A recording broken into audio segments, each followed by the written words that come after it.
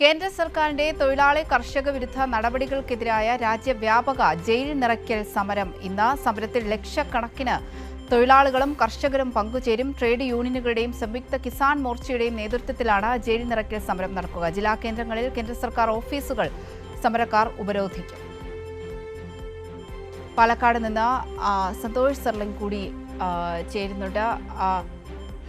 Santhosh, good morning.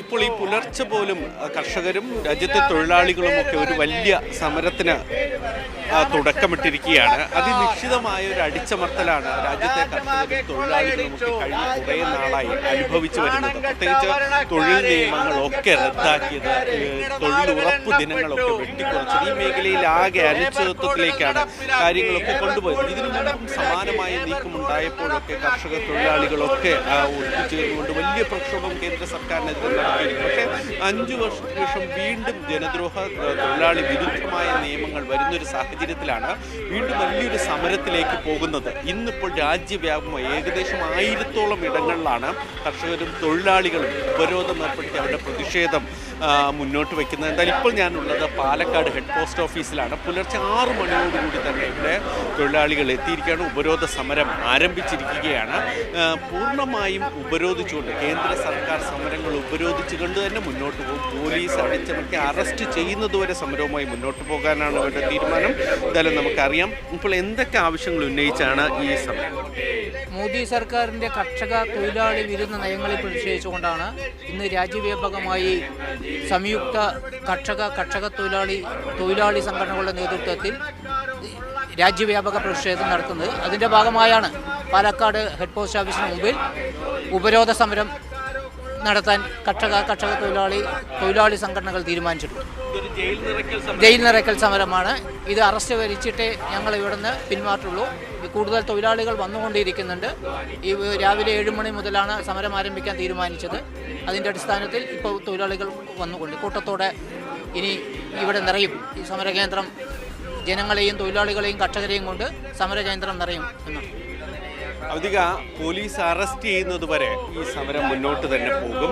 ഇന്നിപ്പോൾ ഈ post ഓഫീസിലേക്ക് പ്രവർത്തിക്കാൻ അനുവദിക്കില്ല, ഉള്ളിലേക്ക് കടത്തിവിടില്ല. അതിന്റെ ഭാഗമായാണ് ഈ പുലർച്ചെ തന്നെ പാലക്കാട്ടെ കർഷകരും തൊഴിലാളികളും ഒക്കെ ഇവിടെ എത്തിയിരിക്കുന്നത്. ഈ ഉപരോധ സമരം ആരംഭിച്ചിരിക്കുന്നത് മറ്റെല്ലാ ഭാഗങ്ങളിലുമുണ്ട്, എല്ലാ ജില്ലാ ആസ്ഥാനങ്ങളിലുമുണ്ട്, പ്രധാനപ്പെട്ട കേന്ദ്ര സർക്കാർ ഓഫീസുകൾക്കും പ്രധാനമായും അവർ അനുഭവിക്കുന്ന ഒരു പ്രശ്നങ്ങളാണ്. ഇപ്പോൾ ഈ ലേബർ കോഡുകളൊക്കെ റദ്ദാക്കിയപ്പോഴൊക്കെ പൂർണ്ണമായും ഒരു അനിശ്ചിതാവസ്ഥയിലേക്ക് തൊഴിൽ മേഖല കടന്നുപോയി. തൊഴിലൊരു ഉറപ്പുമില്ലാത്തൊരവസ്ഥ. അതുപോലെ തന്നെ തൊഴിലുറപ്പ് പദ്ധതിയിലെ തൊഴിൽ ദിനങ്ങളൊക്കെ വെട്ടിക്കുറച്ചു. വലിയൊരു വിലക്കയറ്റത്തിലേക്ക് രാജ്യം പോകുന്നു. കർഷകരുടെ താങ്ങുവില പോലും സർക്കാർ നടപ്പിലാക്കുന്നില്ല. എന്നിട്ട് ഈ താങ്ങുവില നടപ്പിലാക്കണമെന്ന് ആവശ്യമായിട്ട് പല തവണ പ്രശ്നം നടന്നു. പക്ഷെ അതൊന്നും ഉണ്ടായില്ല. അപ്പോൾ ഓരോ മുന്നോട്ട് ഈ സാഹചര്യം കൃഷി നടത്താനോ അല്ലെങ്കിൽ തൊഴിൽ നടത്താനോ പറ്റാത്തൊരു സാഹചര്യത്തിലേക്ക് വന്ന് യൂറോപ്യൻ യൂണിയനുമായി ബന്ധപ്പെട്ടുണ്ടാക്കിയ കരാർ ഉടമ്പടികളൊക്കെ വലിയ പ്രതിസന്ധി സൃഷ്ടിച്ചിരിക്കുകയാണ്. ആ സാഹചര്യത്തിലാണ് ഈ പ്രക്ഷോഭ സമരവും ഇപ്പോൾ സജീവമായി മുന്നോട്ട് വന്ന് നവംബറോടുകൂടി വലിയൊരു പ്രക്ഷോഭമായി മാറ്റാനാണ് ഇവരുടെ ഒരു തീരുമാനം. സന്തോഷ്, ഇന്ത്യയൊട്ടാകെ ഇന്ന് സമരം നടക്കുകയാണ്. നമുക്കറിയാം ഈ ജന്തർ മന്ദിറിൽ നടന്ന ഈ വിദ്യാർത്ഥി പ്രക്ഷോഭമൊക്കെ നമ്മൾ കണ്ടതാണ്. അതിനു മുമ്പേ ഒരു 5 വർഷം മുൻപ് ഒരു കർഷക സമരമൊക്കെ നടന്നിരുന്നു കേന്ദ്ര സർക്കാരിനെതിരെ. അതിനുശേഷം നടക്കുന്ന വലിയൊരു സമരമാണിത്. അതായത് കേന്ദ്ര സർക്കാരിൻ്റെ നടപടികൾക്കെതിരെ അല്ലെങ്കിൽ ഈ ലേബർ കോഡിനെതിരെ. അത് ഏറ്റവും കൂടുതൽ കേരളത്തെയൊക്കെ ബാധിച്ചിട്ടുണ്ട്. നമ്മൾ ഈ കോഴിക്കോടും കൊച്ചിയിലൊക്കെ ഈ ഓഫീസൊക്കെ തൊഴിലാളികളെ അറിയിക്കാതെ കോറോ ഹെൽത്ത് ഓഫീസൊക്കെ പെട്ടെന്ന് അവർ അടച്ചുപൂട്ടുന്ന സാഹചര്യമൊക്കെ നമ്മൾ കണ്ടതാണ്. അതിനെതിരെയാണ് ഇപ്പോൾ എല്ലാവരും ഒന്നിച്ച്, അല്ലെങ്കിൽ കർഷകരും സംഘടനകളും എല്ലാവരും ഒന്നിച്ച് ഇപ്പോൾ ഒരു വലിയ സമരവുമായി മുന്നിട്ടിറങ്ങിയിരിക്കുന്നത്.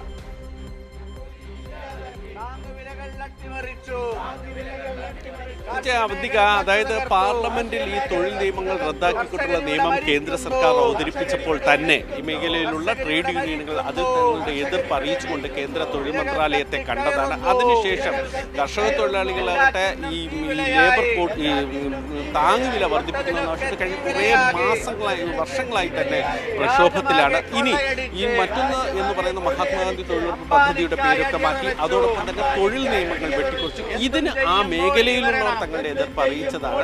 ഈ ഒരു പശ്ചാത്തലത്തിലാണ് മാസങ്ങൾക്ക് മുമ്പ് തന്നെ ഡൽഹിയിൽ ഈ ഇടതുപക്ഷത്തെ സംയുക്ത ട്രേഡ് യൂണിയനുകളും കർഷക തൊഴിലാളി മേഖലയിൽ പ്രവർത്തിക്കുന്ന യൂണിയനുകളും സംയുക്തമായി യോഗം ചേർന്നു. ആ യോഗത്തിന്റെ ഭാഗമായി നവംബറോടുകൂടി കർഷക പ്രക്ഷോഭം 5 വർഷം മുമ്പ് നടന്നതിന് സമാനമായ രീതിയിലേക്ക് ഡൽഹിയിലേക്ക് ഒരു പ്രക്ഷോഭം നടത്താൻ തീരുമാനിച്ചു. അതിന്റെ ഭാഗമായിട്ടാണ് ഇന്നിപ്പോൾ കേന്ദ്ര സർക്കാർ സ്ഥാപനങ്ങൾ ഉപരോധിക്കുന്ന ജയിൽ നിറയ്ക്കൽ സമരത്തിലേക്ക് പോകുന്നത്. മറ്റൊരു വഴിയുമില്ലാത്തത് കൊണ്ടാണ്. എന്നാലും ട്രേഡ് യൂണിയനുകൾ പ്രഖ്യാപിച്ച പ്രകാരം രാജ്യത്തെ 1000 ഇടങ്ങളിലോളം ഈ കേന്ദ്ര സർക്കാർ സ്ഥാപനങ്ങളിൽ മുമ്പ് ഇന്ന് ഇപ്പോൾ ഉപരോധം ആരംഭിച്ചിട്ടുണ്ട്. അത് പോലീസ് അറസ്റ്റ് ചെയ്ത് മാറ്റുന്നത് വരെ ആ സമരം തുടരും. അത് വലിയൊരു ജയിൽ നിറയ്ക്കൽ സമരത്തിലേക്ക് പോകണം. എന്തായാലും 5 വർഷത്തിന് ശേഷം രാജ്യം കാണാൻ പോകുന്ന വലിയൊരു കർഷക തൊഴിലാളി പ്രക്ഷോഭത്തിന്റെ മുന്നോടിയാണ് ഇപ്പോൾ നടക്കുന്ന ഈ ജയിൽ നിറയ്ക്കൽ സമരം.